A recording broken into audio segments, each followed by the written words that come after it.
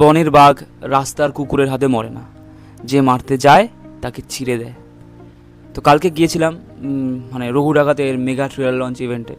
অনেক নস্টালজিক মুহূর্তের সাক্ষী থাকলাম। দর্শকদের পাগল করা উন্মাদনা, মানে একটা বাংলা ছবির একটা ট্রেলারকে নেতাজি ইন্ডোরে এইভাবে গ্র্যান্ডভাবে লঞ্চ করা যায়, সেই ট্রেলারকে কেন্দ্র করে প্রায় 8 থেকে 10,000 লোকের এরকম পাগল করা উন্মাদনা, একটা অভাবনীয় একটা অ্যাটমসফিয়ারের সাক্ষী থাকলাম কালকে। অনেক ছোটোবেলার অনেক নস্টালজিক পিয়ারকে ফিরে পেলাম। দেব, শ্রাবন্তী, বিশেষ করে দেব, কোয়েল অনেক বছর পর দেখলাম একসাথে। তো খুব ভালো লাগলো কালকে, একটা খুব সুন্দর নস্টালজিক মুহূর্তে সাক্ষী থাকলাম। ট্রেলারটাও দেখলাম সকলের সঙ্গে। তো কেমন লাগলো ট্রেলারটা? তো এই ট্রেলারটার মধ্যে সেই সব কিছু আছে যেটা এই ট্রেলারটা বা এই চরিত্রটা এই পুরো ওয়ার্ল্ডটা ডিমান্ড করছিল, একটা কমার্শিয়াল প্রেজেন্টেশন। সেই সব কিছু ভরে ভরে আছে। কিছুদিন আগে যখন এই পুজোতে আগত একটা বাংলা সিনেমা ট্রেলার নিয়ে যখন আলোচনা করছিলাম, বলছিলাম একটা কমার্শিয়াল প্রেজেন্টেশন দরকার ছিল। তো সেই কমার্শিয়াল যেটা চাইছিলাম, সেই পুরোপুরি যেই ভরপুর প্রেজেন্টেশনটা, সেটা পুরো এই ট্রেলারটার মধ্যে আছে, যেটা দেখতে খুব মজা লাগছিলো। Throughout engaging. ট্রেলারটা বড় হওয়া সত্ত্বেও কখন শুরু হলো কখন শেষ হলো বুঝতেই পারলাম না। মানে এতটা এঙ্গেজিং, এতটা আর মানে ভিজুয়ালি এতটা শার্প, মানে এটা মনেই হচ্ছে না কোনো একটা বাংলা সিনেমা।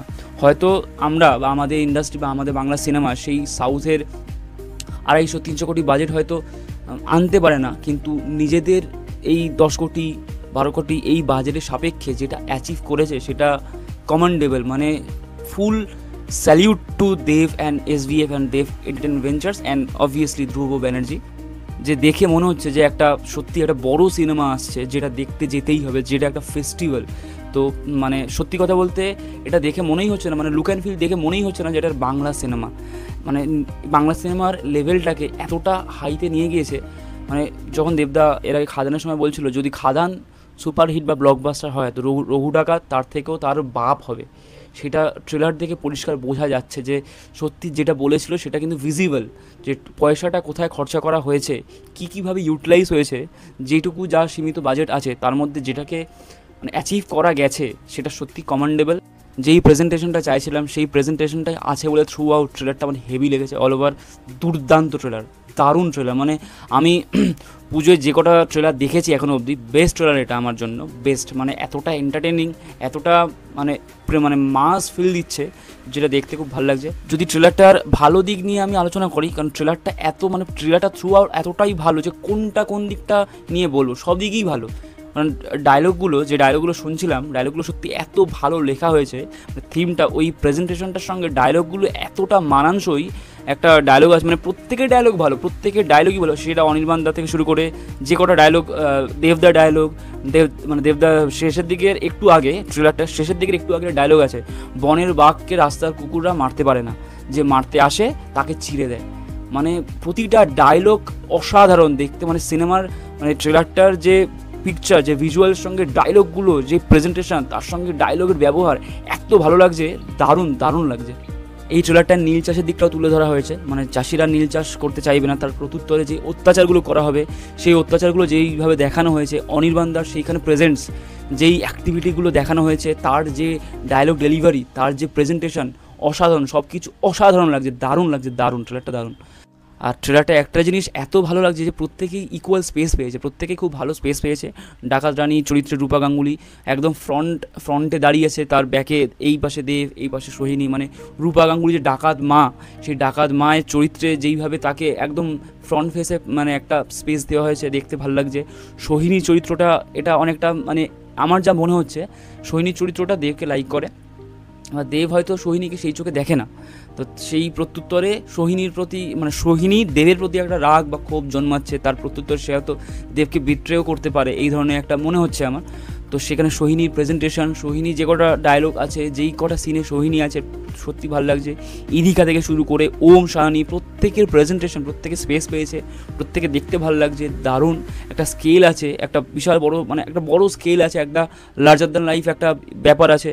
মানে রাতের দৃশ্য থেকে শুরু করে দিনের দৃশ্য, যেটা এর আগে একটা ফিল্মের ট্রেলারে আমার একটা কমপ্লেন ছিল যে অন্ধকার ফিল হচ্ছিল, সেটা এই ট্রেলারটায় পুরো রাতের দৃশ্য থেকে সকালের দৃশ্য, মানে পুরো দারুণ লাগছে দেখতে, কোনো কমপ্লেন মানে ওই ধরনের ওই রাতের দৃশ্য দেখতে পুরো এত স্পষ্ট ফিল হচ্ছে, এত স্পষ্ট লাগছে যে কোনো কমপ্লেনই নেই। পুরো ক্যামেরার কাছ থেকে শুরু করে লাইটিং সব কিছু ভালো। আর একটা জিনিস বলতে ভুলে গিয়েছি, যেটা হচ্ছে বিজিএম আর মিউজিক।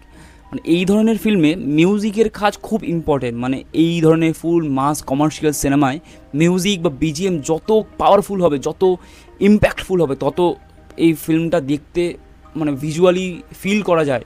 তো সেই দিক থেকে বিজিএম বা মিউজিক অসাধারণ আমি বলবো। মানে জিৎ গাঙ্গুলি আর অনুপম রয়ের পরের যেই জেনারেশনটা আসছে, যে লটটা আসছে, মানে রথিদা, নীলদা, এই যে লটটা আসছে, এই লটটার মধ্যে চূড়ান্ত পোটেনশিয়াল আছে সেই একটা লেভেলে যাওয়ার। কারণ নীলদার মিউজিক আমার খুব ভালো লাগে, কিন্তু রথিদার মিউজিকের মধ্যে এমন একটা পাওয়ার প্যাকড ব্যাপার আছে। মানে বিজিএমটা শুনলাম তো, এর আগে খাদানের মিউজিকে শুনে এসেছি, বিজিএমও শুনে এসেছি, আর আজকে রঘু ডাকাতের মিউজিকে শুনলাম, বিজিএমটাও শুনলাম।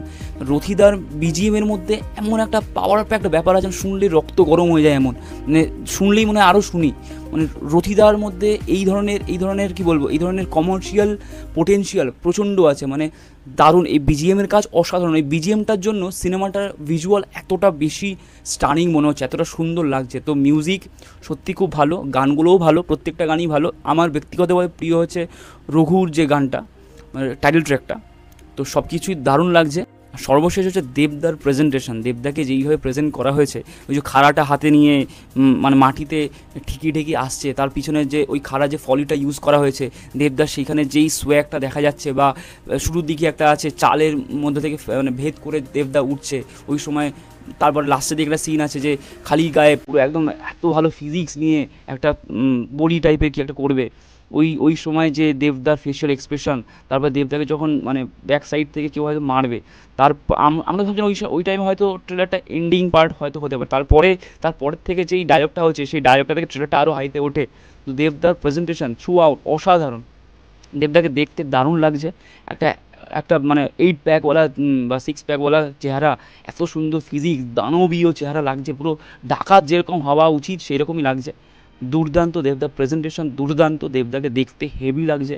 তো আশা করছি ফিল্মটা একটা বিশাল বড় কিছু হবে, কারণ সেই ফিলই দিচ্ছে যে দেখে মনে হচ্ছে এটা বিশাল বড় একটা সিনেমা আসছে, এটা দেখতেই হবে, এটা একটা সেলিব্রেশন, দেখতেই হবে। তো আমি এই ট্রেলারটা দেখার পর এই ফিল্মটাকে নিয়ে প্রচণ্ড এক্সাইটেড, প্রচণ্ড আমার দেখতেই হবে, দেখবই, ফার্স্ট ডে ফার্স্ট শো যাবই।